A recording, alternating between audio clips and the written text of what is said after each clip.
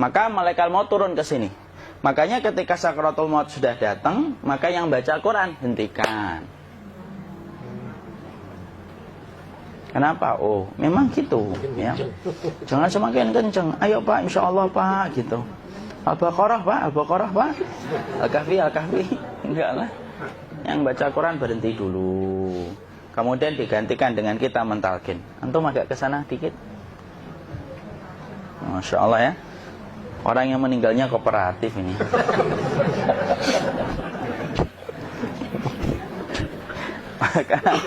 maka agak ke sini ya. Maka disunahkan kita untuk mentalkinnya. Nanti ketika mentalkin jangan terlalu sering, jangan terlalu membebani. Jangan terlalu sering itu la ilaha illallah, la ilaha illallah. Enggak gitulah. Berat nanti dia ngerasakan. Di situ Imam Qurtubi juga menyampaikan, jangan terlalu sering karena itu memberatkan dadanya. Jadi ketika mentalkin, saya sampaikan, boleh diganti atau enggak Ustaz? Enggaklah, talqin itu ibadah.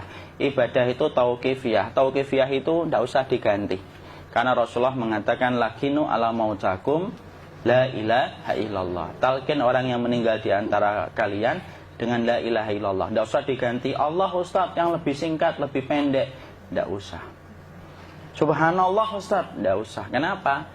Karena talqin sudah ditetapkan ucapannya oleh Nabi, begitulah kita mencontohnya. Jadi tidak usah diganti. Cara mentalqin, jadi kalau keadaan sudah tenang, tolong kalau sudah sakaratul maut jangan ditinggalkan. Karena sesungguhnya pertempuran setan itu pada detik-detik kematian semacam ini. Dan betul-betul berusaha untuk menjadikan dia murtad. Nanti makanya di situ di buku nanti dibahas kan, pertempuran setan itu sampai detik-detik orang mau mati itu sudah ayo kufur, murtad aja tuh, kamu sakit kan? Nah, itu kayak gitu. Makanya jangan ditinggal. Capek gitu kok nggak meninggal gitu ya. Udah gantian mas. Dan jangan kemudian meninggalkannya. Mangkat dulu gitu. Enggak lah, janganlah. Terus ditampingi terus. Kalau bisa ya sudahlah, berikan waktunya kita untuk sementara waktu itu betul-betul berkhidmah kepada orang yang kita cintai terakhir kalinya. Cara kita kemudian mentalkin adalah, yaitu adalah di sebelah kanannya la ilaha illallah. Biarkan dia mencerna dulu, tidak usah buru-buru kemudian kita langsung nimpali lagi. Dia mencerna dulu sembari kita doakan, peluk, ya Allah dimudahkan gitu.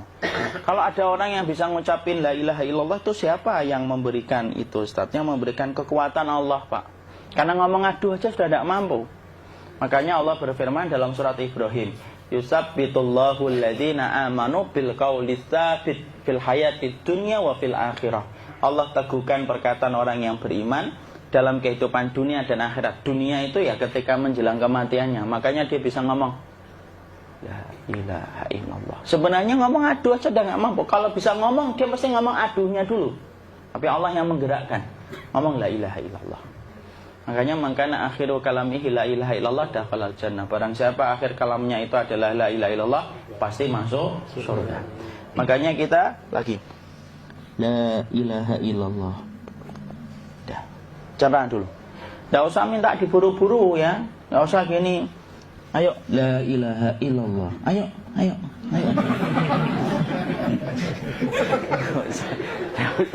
Enggak usah gitu. Ya, biarkan dia pelan-pelan gitu.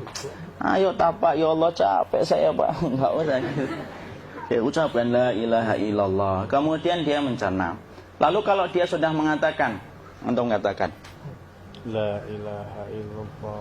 Nah, kalau sudah mengatakan la ilaha illallah, berarti sudah. Enggak usah ditalkin lagi, enggak usah. Belum meninggal juga Ustaz? Enggak apa-apa, biarin aja. Dia di situ aja. Kecuali dia ngomong lagi dan enggak usah diajak ngomong, alhamdulillah ya Pak, ya Allah gitu. Terus dia jawab, alhamdulillah. Itu berarti ucapan terakhirnya alhamdulillah. Atau ketika habis ditalkin la ilaha illallah, dia ngelihat air. Nah, itu berarti ucapan terakhirnya air.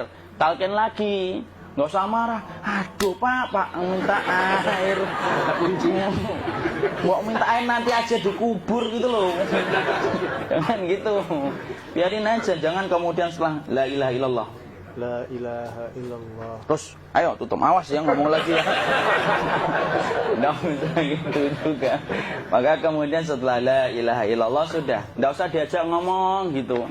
Terus kemudian nggak usah ada anaknya perempuan, ya Allah Pak, sudah bisa ngomong la ilaha illallah, usah gitu. Cukup dalam hati alhamdulillah gitu. Diam kita dengerin gitu. Disitulah nanti biasanya tadi detik dia terakhir. Dia nanti ngeliat di sini Pak, prosesnya itu nanti kaki langsung sebagian jempol dingin dia. Kaki, telapak kakinya langsung kalau kita geningkan dingin kayak kaki yang kena AC langsung. Kemudian dia langsung ningkup gini. Dikit dia, mulai kaku dia. Atau kalau enggak, gini dia. Langsung kayak jatuh. Kayak kepala nanti yang paling terakhir, kepala itu pasti ada gerakannya Pak. Ini meninggal itu. Pasti gitu. Pasti gitu. Karena apa? Sudah tidak ada beban ruh yang menahannya.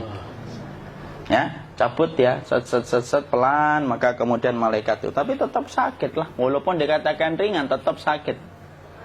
Maka kemudian sakit gitu, ngelewatin sini, jantung kemudian sudah tidak berfungsi, kemudian ginjal Pak, ngelewatin ginjal tidak berfungsi. Bapak bayangkan kan, kalau yang pernah sakit batu ginjal Pak, sepakat nggak kalau kita batu ginjal itu sakitnya luar biasa Pak?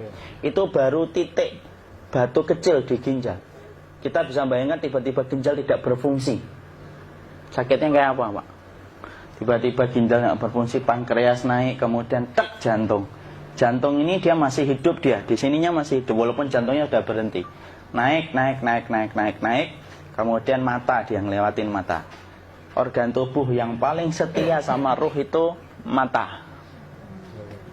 Maka kemudian mata dia ngelihat dia, ngelihat keluarnya, naik dia. Ya dilihat ini sama dia.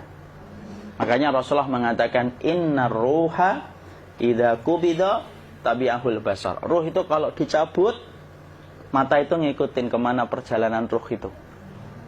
Makanya ada yang meninggalnya gini. Ya itu bukan tanda su'ul khatimah. Itu tanda fitrahnya mata ngikutin ruh. Atau kemudian bukanya sedikit. Ada yang kayak senyum Pak. Ada yang kesini yang keringetan. Nah, itu tanda husnul khatimah. Ada yang senyum. Jadi sakitnya setelah selesai itu plong gitu. Makanya kemudian ada yang tersenyum. Maka itu tanda. Kalau kita ngelihat orang yang membuka mata kayak gini, tidak usah takut. Cepat-cepat kemudian kita nanti tutup. Biasanya kalau terlalu lama, itulah yang menjadikan ini tidak bisa ditutup. Makanya harus pakai kapas akhirnya. Karena apa? Karena pas meninggal nggak langsung ditutup. Biasanya karena perawat takut, dokternya juga nggak tahu itu, dibiarin itu. Makanya ada beberapa mata yang ditutup pakai tensoplas kan? Sebenarnya kalau langsung bisa nutup dia, fitrahnya nutup mata itu. Jadi kemudian kita baca Allahumma firlahu warhamhu wa'afihi wa'fuanhu atau bismillah wassalatu wassalamu ala rasulillah, tutup. Bismillah. Tidak usah takut. Kecuali buka lagi ya, ini baru kita kabur bareng. Kalau buka lagi Pak, Insya Allah Pak, ya Allah ya kita kabur bareng-bareng Pak. Diusap Pak, diusap gini. Ini enggak disenggol gini enggak. Begini kan, sudah meninggal dunia. Tangan boleh begini, boleh diluruskan, tidak ada ketentuannya.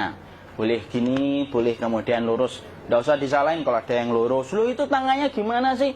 Posisikan kayak sholat. Tidak ada perintah kayak gitu.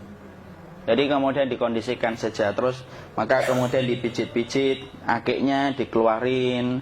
Kemudian jamnya dilepas, gigi palsunya dilepas kalau ada. Ya. Kemudian apa setelah itu? Coba buku.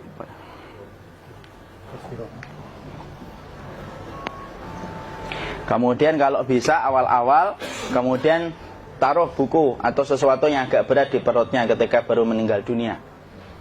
Kenapa kemudian ditaruh kayak gini? Bukan apa-apa, supaya membantu sisa-sisa pencernaan dia untuk keluar.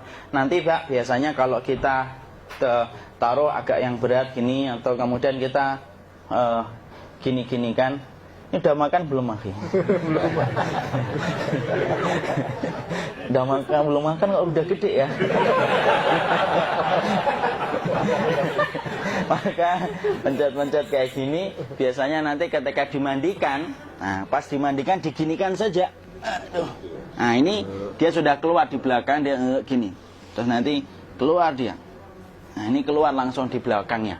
Dan memperlakukan orang kalau sudah meninggal dunia itu yang lembut gitu.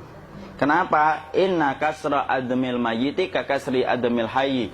Mematahkan tulangnya ketika orang sudah meninggal dunia itu lebih dia rasakan sakit ketika mati daripada ketika masih hidup.